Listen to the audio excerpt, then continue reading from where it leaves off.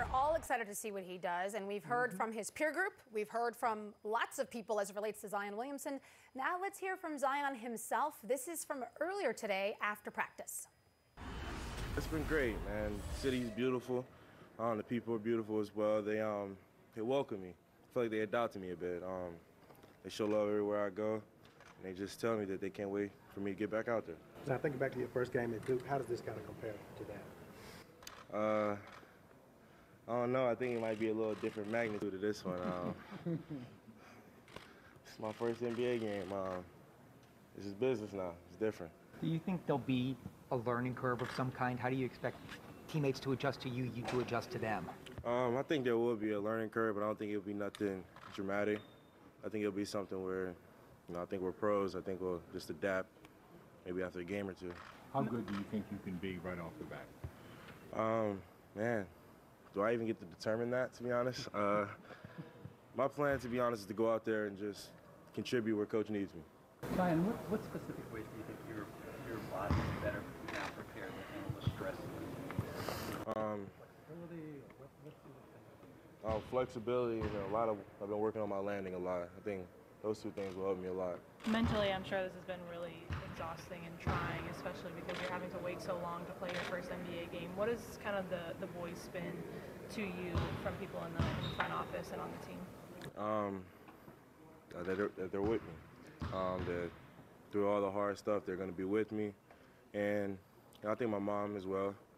She always looks at me and go, nobody told you this is going to be easy. So it's a part of the journey. I embrace it, and I get to play.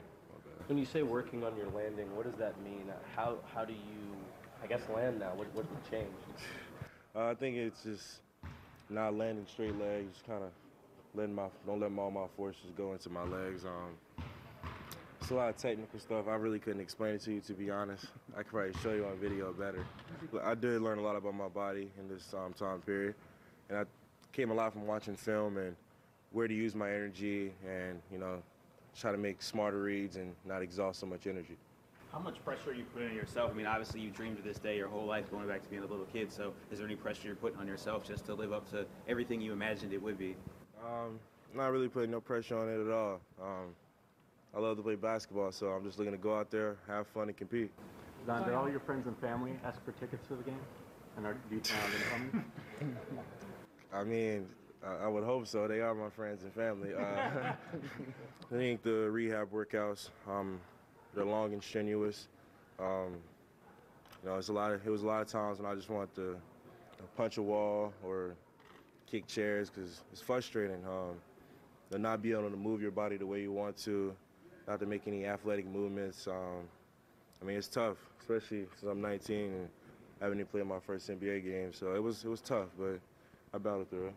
Is there any part of you from being able to watch from the sideline and stuff that you can apply even on your first night?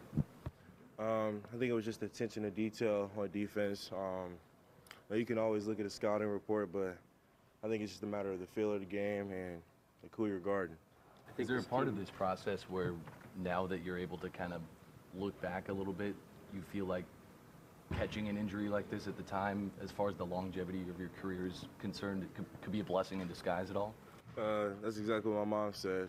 She just said it was, time to focus on my body, focus on any small mechanics that need to be fixed. Do you think all this work that you've done will help you avoid any kind of chronic knee problems? Are you concerned about that at all? Or do you feel confident that this has helped you kind of alleviate that before it might even happen? I think it does help with, future injuries. And it's something I got to continue to, have a less chance of getting hurt. Talk with the training staff about it. It's just consistency and sticking with the program. A lot to unpack there, and I have so many questions to ask you as it relates. Fire away, man. It's just us. I know, right? Let's talk about injuries. He said that it's frustrating sitting out for so long, and I know that you had a pretty serious injury that kept you out for a while. What was that like? Yeah, I had an injury when I was in D.C. I had a wrist injury, kept me out, I want to say, around 50 to 60 games. That's a lot. And then when I was in Charlotte, I broke my foot one year and missed an entire season. So I understand exactly what Zion's going through. When you're in the recovery process or the rehab process, it's lonely. You feel isolated at times. Even though you're around your teammates, you're still not with them. You're not out there practicing. You're not going through the drills with them.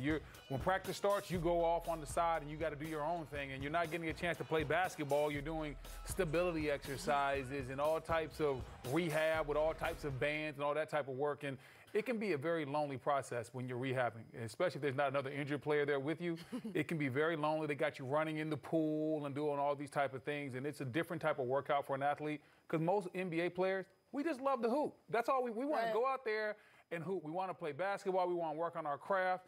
And part of the thing that really sucks about being hurt is you can't work on your game as much as you want to, and you can't play ball. I'm sure this kid is missing the game of basketball, and he can't wait to get out there and put on an excellent performance for us tomorrow. And it is, after all, a team sport. It's not like you're tennis players or track runners. You're used to being with your teammates. Okay, you heard him talk about changing some things, maybe his running style, his gait, since he's been out. Have you ever heard of anything like that happening before? Yeah, I actually have heard that with two guys that were bigger bodies also. Miles Turner, when he was coming out of Texas, they were talking about his running style and maybe he needed to change it. There were some concerns about how he would make it in the NBA because they thought he had a weird gait. Turned out pretty good. Yeah, and also Roy Hibbert. When Roy Hibbert was coming out of Georgetown, actually before he came out, they were definitely making sure that they wanted to change how he ran. When he first got to Georgetown, they made sure they changed a lot.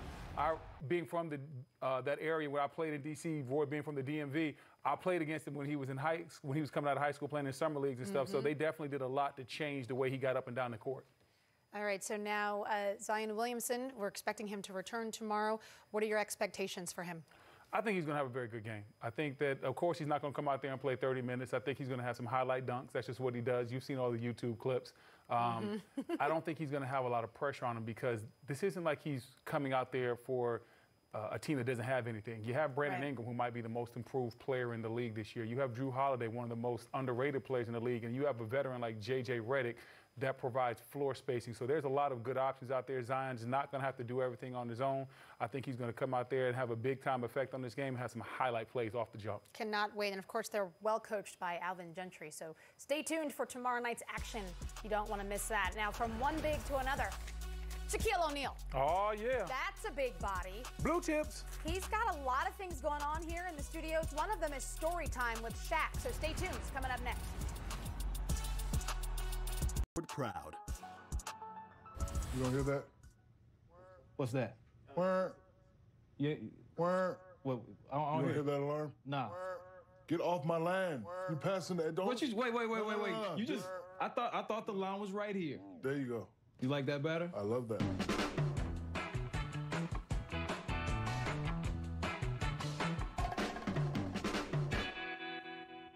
Mad cameras on the set. Got this one. Got that one. Ro Parrish on the set. Never come in wax on. See, me and Big, we brothers like the doobies. It's story time with Shaq. We talking about the movies. Blue chips, we got to start there. Give me your first impressions of Penny Hardaway and the best interaction story that took place between you two on that set. I didn't know who Penny Hardaway was. Because once I made it to that level, forget who's behind me.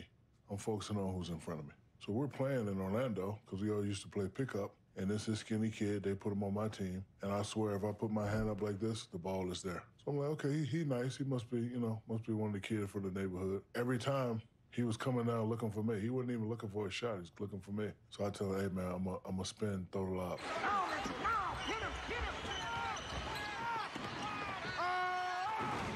And everything I did, he did it perfectly. So then finally, on the way out, they said, that's Penny Hardaway. They brought him down here because he's going to be in the movie with you. And I can remember D. Scott telling me, you're not a rookie no more. In order for us to get to that next level, you might have to start some trouble with upstairs. You got to be the bad guy. Because I'm a respectable guy. Whatever you say we need to do, I'll do it. Even if I know in my mind that's not what it's going to get to take us to that next level. I go upstairs and say, I've been reading the reports. We got the #1 pick. I like C-Web. He my guy. However, I just met this kid, Penny Hardaway. I know you know him. I'm thinking the next Magic Johnson and Kareem. Do something. They didn't take me seriously. So then I had to step it up. I didn't go upstairs and say it, but I spread the word. We don't get Penny, my deal's up next year. I'm going to be looking to do something else. So then they said, we'll do it. We don't want you to, we'll do it. So I'm having a draft party at my house. They draft Chris Webber. With the first pick in the 1993 NBA draft, the Orlando Magic select Chris Webber from the University of Michigan. I just got this new 50-inch from Best Buy. I bust that all up. Because now I'm mad because I'm like, I told y'all what I want, and now y'all gonna force my hand. I go to the bathroom to clean up. My boys run, hey, man, they did something. They traded C-Webb for Penny Hardaway.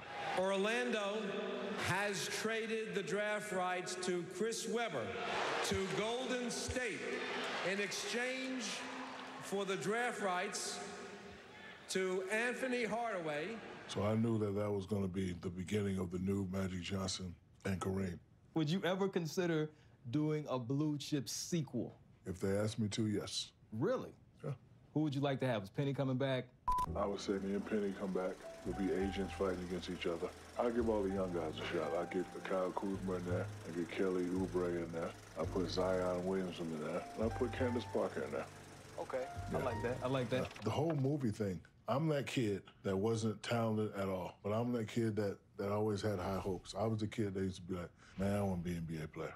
Man, I want to do a movie. Man, I want to be a rapper. When you get a chance to take advantage of opportunity, you take it. I had no acting skills. I did a couple commercials. So the guy comes to me in LA and said, hey, we want you to be in this movie, Blue Chips. I'm not turning that down. Guy comes and said, hey, we want you to be a genie in a bottle. I'm not turning that down. Adam Sandler said, we want you to be in a comedy. I'm not turning that down. I got 17 movies. A lot of people say it's not really 17 movies because in 14 of them you played Shaq. But I say, nope, kiss my ass.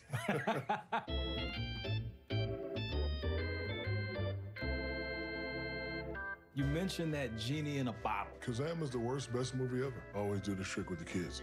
Like, look, babies, you want to see some magic? Right? And the kids, oh my God, it's gone. That was pretty funny and very entertaining. Oh, man, As is informative, too. This young man, Who Luka knew? Doncic. We have our fantasy forecast coming up. Luka Doncic could be very valuable in that regard. J.R. Jackson will be right back.